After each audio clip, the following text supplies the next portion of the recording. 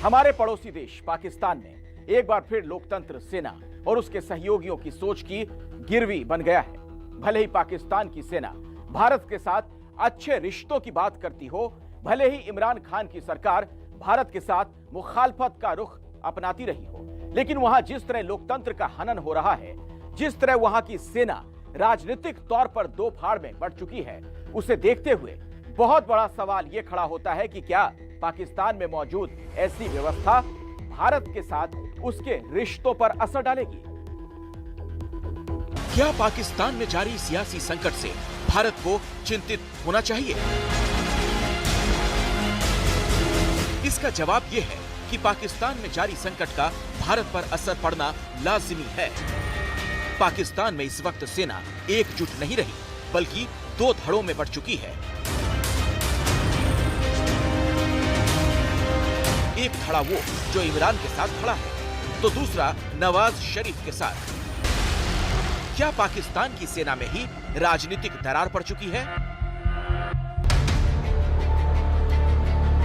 दूसरा सवाल यह खड़ा होता है कि पाकिस्तान में सारी परिस्थिति अनुकूल होते हुए भी अभी तक तख्ता पलट क्यों नहीं हुआ?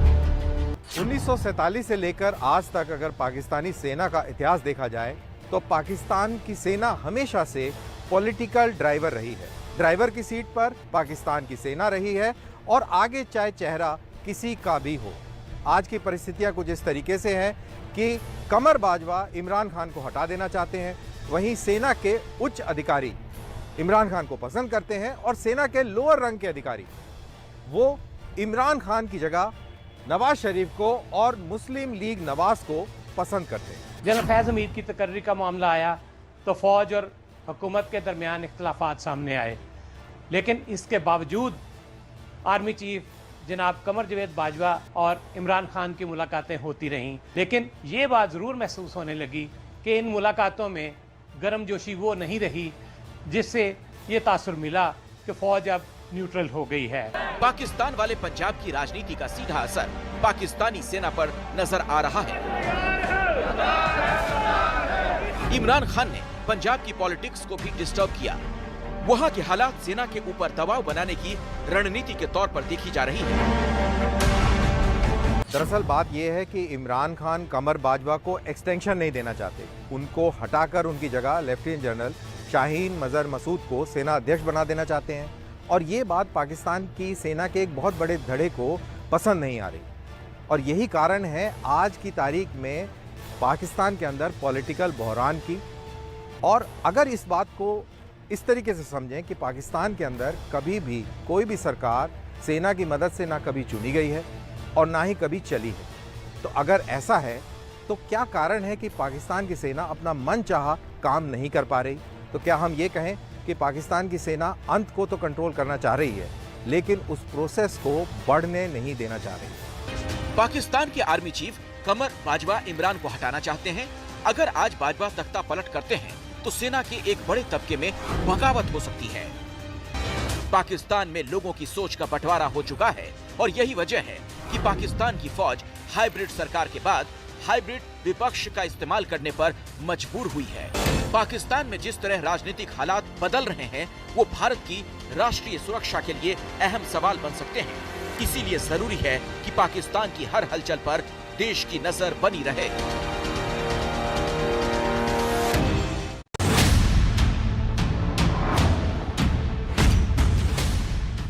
श्रीलंका में नहीं थम रही है महंगाई पर गुस्से की ये ज्वाला और ये गुस्सा है श्रीलंका की आम जनता का। श्रीलंका की राजधानी कोलंबो समेत देश के तमाम शहरों में दिन रात इसी तरह प्रदर्शन हो रहे हैं। सत्ता में बैठी महिंदा राजपक्षे सरकार को हटाने के लिए जनता की महाभारत छिड़ी हुई है और ये महाभारत हर दिन और हिंसक होती जा रही है। श्रीलंका में खाने से लेकर दवाई तक हर चीज की कमी हो गई है। एक पूरा देश दाने दाने को तरसता दिख रहा है। देश की करीब 2.25 करोड़ की आबादी है जो अब आउट ऑफ कंट्रोल लग रही है। दवाइयां इतनी कम हैं कि अब सिर्फ इमरजेंसी के मरीजों को ही मिलेंगी।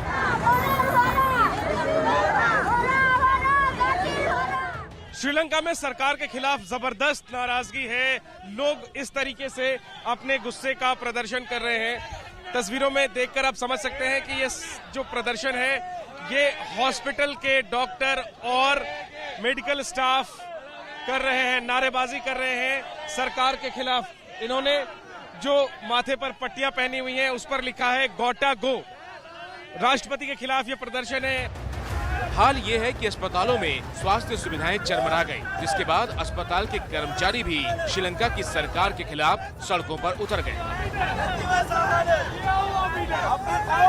दवाओं की भारी किल्लत के बाद श्रीलंका के सरकारी स्वास्थ्य अधिकारियों ने देश में स्वास्थ्य आपातकाल भी घोषित कर दिया। और देखिए, कुछ घंटों पहले श्रीलंका के नए वित्त मंत्री बने अली सबारी ने इस्तीफा दे दिया, कह दिया हमसे ना हो पाएगा।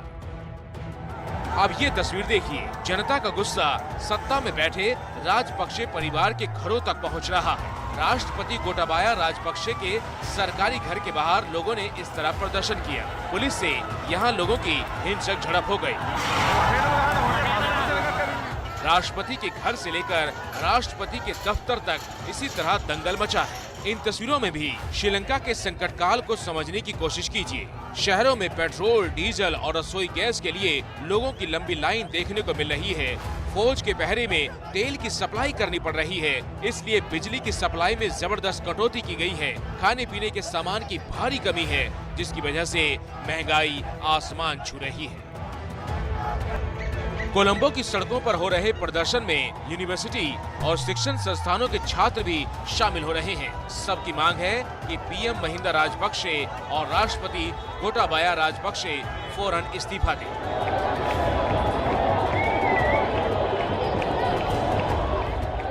श्रीलंका में मौजूदा हालात के लिए राजपक्षे परिवार और उनकी नीतियों को जिम्मेदार माना जा रहा है। कोरोना काल ने श्रीलंका के टूरिज्म को डुबो दिया, बाकी राजपक्षे सरकार के फैसलों ने अर्थव्यवस्था का बंटाधार कर दिया। तो अब राजपक्षे की पार्टी के सांसद उम्मीद भरी निगाहों से भारत की ओर देख रहे हैं। मुश्किल वक्त में भारत श्रीलंका का अच्छा पड़ोसी साबित हो रहा है, लेकिन श्रीलंका के जो हालात हैं उससे सीखने की जरूरत है। ये दिखाता है कि कैसे एक सरकार की गलत नीतियां पूरे देश को कंगाल बना सकती हैं।